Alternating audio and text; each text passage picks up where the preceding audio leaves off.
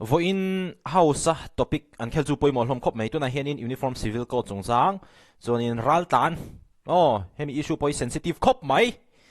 chumi baga chonin Assam Rifles in son chu chungchang te an leader of opposition te pu RRR te kha ho khani chief minister an zot dorani kan riekang Pu Speaker, star question sambil le parukna GAD changtu minister min chana tan Mizoram sarkar hian uniform civil code UCC manve tumna anem ini changturin GAD minister chief minister ni bok fulal do melo somang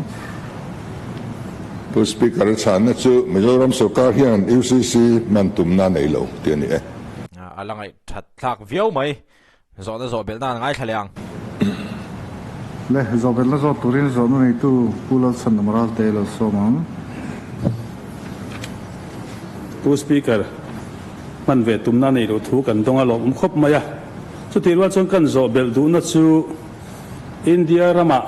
state pani Goa le Uttarakhand ten tu na hian an state assembly ten an pa sa man turin ti meka keini hi nakina parliament hian lo pa sin min impose tum ta selangin memorandum of settlement article 371G kan nei khan hei hi manglo turin min chan thei do nem article 371G khan no act of parliament applies to Mizoram in the areas of religion or social practice Mizo customary law and procedure and administration of civil and criminal justice ti kha oma khami mang khan mi a chan thei do nem pani na nikum December sang ni somni le pali khan protected area permit PAP kan ti kum som pali zet hli ni to kha central sarkarin Mizoram tele Manipur Nagaland te man turin aron impose thar le a hebi chungchang a hian Mizoram sarkarin enge angai dan kan state chen om te chuanin an ri aka an do dala Mizoram hian do dana ane ve to em pathumna free movement regime FMR kan ti kan chen om abi takin Myanmar kan u naw te nen kan in kalpona hun rei tak kan kalphunga kan lo nei thin te India sarkarin ron ti dang lama voin nia identity proof te le kal thei chin te po an ti toita ka hian Mizoram sarkarin hemi chungchang a hian enge angai dan central sarkara Mizoram sarkar ngai dan athen to em kan chen om Nagaland te chuanin all party meeting te nein delegation te union home minister ne na heng thil hi soiturin in siaman tum mek la hian Mizoram sarkar hian nam himna tar enge ngai to na nei ti ka zote zobel la zo turin member zom tak puro bot ro moi roi te lo somang wi chodo ne Pu Speaker kalome kan house leader le kan chief minister zon tak GAD minister nubok chana ta na ka zo belna chu hi ni pakhatna chuan tun nai dewa GAD department le Assam Rifles ten in remna thuthung delian ziaka ti mek lai chuan Mizoram kalphung le Mizoram allocation of business rules a chuan Assam Rifles te in suan chungchang hi chiang takin GAD home department chan ani loisi RTI le zona tanga kan zo danin home department hian GAD department ina an agreement in rem na thuthung an sign kha officially an threat pui lova an vet lo ni te so oma lai hi kan house leader zom tak kan CM ni bok GAD minister ni bok hian eng wangin nge home department ina memorandum of agreement ama atanga lo buai pui le Assam Rifle ten te po an lo soi howa an lo in chan zak na ti mayang MOA thatak mai kha ignore ngai pui mo lova home department chan nireng si kha GAD department atanga agreement kha eng sign te de nge ni man mo thak thut thil te om nge nia home department na an lo draft thatak mai kha nortlang zo lo in lo wang nge ni ti kha ka zo na ni le a thega chang turin GAD chẳng tu kan House Leader ni bok pulal do melo somang. Đó này. Mr. Speaker, kami UCC hi anti-lai pokhan adaw daw na saber tu kan ni kati lai kan ayo tu te khan kan duang tok na khan adaw daw lo ni ten kan siya han vote pui te pokham deuh ni khan kan siya kakathalo kan ti em kan ni chuanin chuwang chuan minon bar luyen tumpoin thei topin kan tranga nga 371G hena hian kan him tura po kan in ngaya tin sarkar chaw ni lovin kan zavain kan NGO tenen chutiang thila lo thanga ni chuan kan trang ho don nia Poi mo khop mai ki til ki an ron ti pal vai chuan ki tianga ki chu mo an ron ti pal vai chuan party bill lang kha soi ngai lo mizo kan I chuan mizo ra ma kan cheng chuan tran ho vek tur tina ni mai hi til ki chu mo tin PAP chungchang hi hey nikum June le December in Kara Khan foreigner hi aizola hian sang ni don lai an lo lu tani chu ti khopa tam chen lo lu ta holai hian mu tur anom mang ho si la ba ti hian ramri ta kanin filama chin hilsa training ten han pe near fiat ania chung zinga chuan British Army regular kilai Ukraine in dona po han telve te po kha alo holam man ani cartridge te kha ai te alo oma tiang chuan tin America ambassador kha engma state sarkar min ron mi alo le min fil lavin aron le lang phut mai boka tiang neu chuan ya wangin tun lai kan geopolitics a hian China te USA te India te hei hianin hilai kan ra le lambor vel hi na satakin an enri ani chulaya chuan foreigner te kalkong kan ni talutuk le elaya tourist pa ngai te chulo ni se mu tu tam takan omanga sangtel meu khachu mu tu rom mang si lo wa hian India sarkar hi angai thalovani chuwang chuanin helaya keini chaw ni lovin ahan buai de ule khatiang kalkong ni de khachu PAP hi impose le rule ni in anfria an impose ani keini chuan tha kan tilova tha kan tilo thu po kan soya amaro chu India ram lampang India sarkar ngaya chuan hei chu thil rule tak nin an ngai ve chuwangin na tak point kan norbit chuang lo ani tin FMR chungchang po hi chu tiang deuh tho chu ania tuna hian smuggling atam zia te country tual tha te engemo zalen lutuka kanin kalpo hian thil tam tak hi thalo lam hi lo thleng tel ve tin kanunau te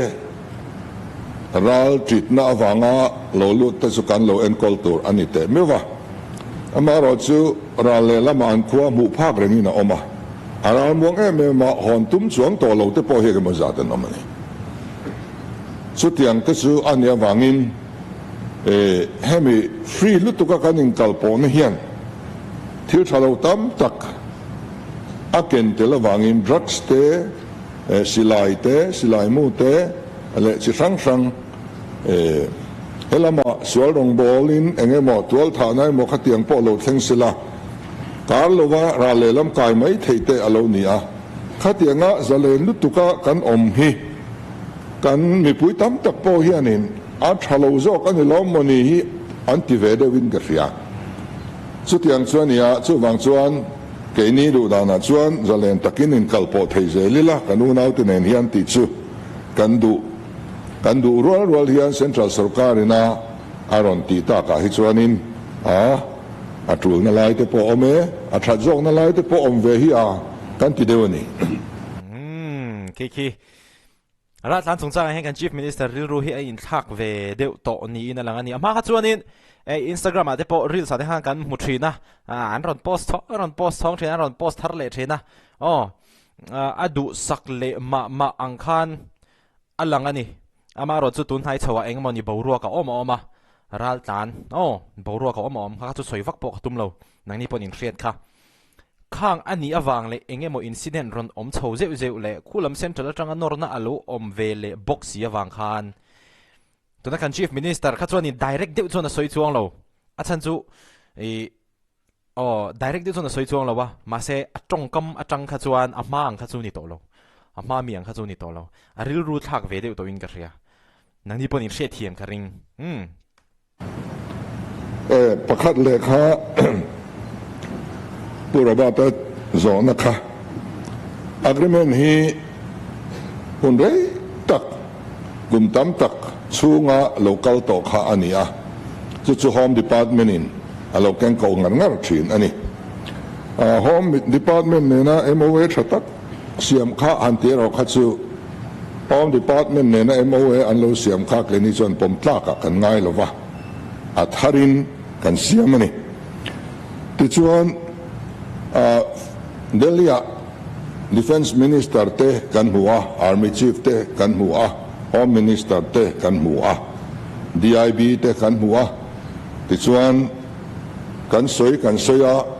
เอ็งมาเสียกินกันอินการะอมลูวาร์บัลฟิกินที่การโจตกันหัวกันที่ยาที่ชวนกันหันดราวะอาชัดโตขึ้นมาเลยอิสานแม่เมียงกันที่พูดไม่นี่เดลียกันลายขันแต่ส่วนเดลียกันเอเมเลเตอพอสนเอเมเลเตพออันมากันจะไว้ยันอิเกียดปุยงกันที่ยามิโซรัมเฮาส์ขัดแย้งกันดูดานังสายน์ไทยอันนี้ขัดส่วนฮันที่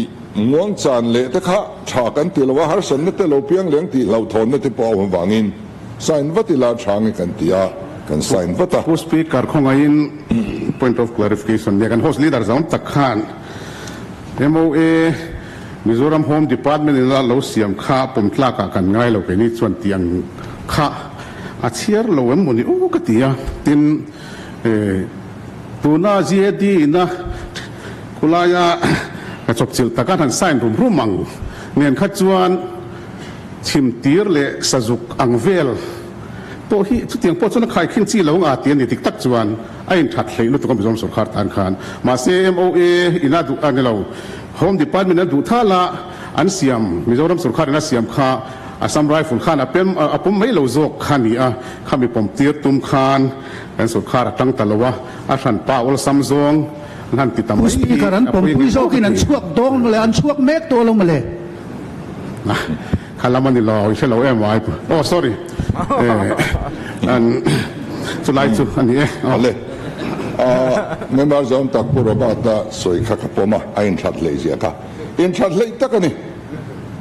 MOA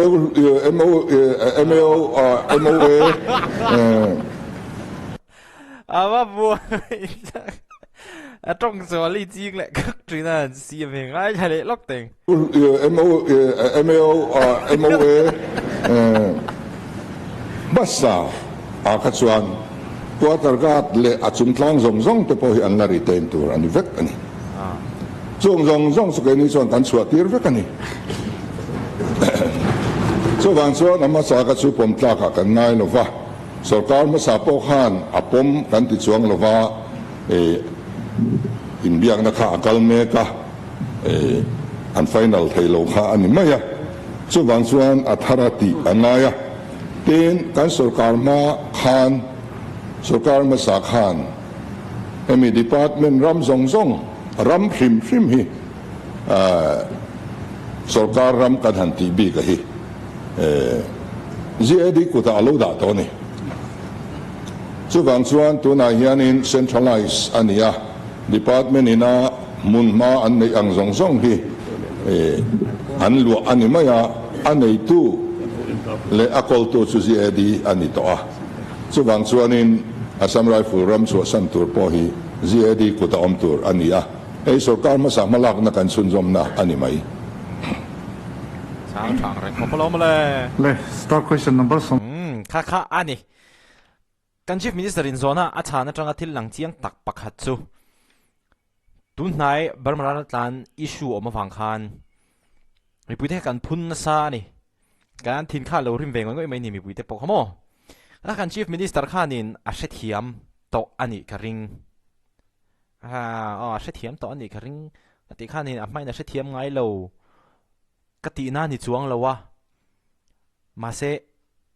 a em ve deuh to a kha tiang vel kha ani ka soi thiam chi lo ke ma po hian mo amaro chu atha an chief minister in a khatianga aron tong chuak ta khamo an na tak chun ala tong chuak chuang lo wa kha ai na po khana tong chuak thei thowa amaro chu thil ti sang sang kan han consider nu khan helam central lamina miron nor na po hi athat na lai te po hi a om ve hi a kan ti ta ani ati te kha alai kha apoi mo khop mai video la in phule theu no ne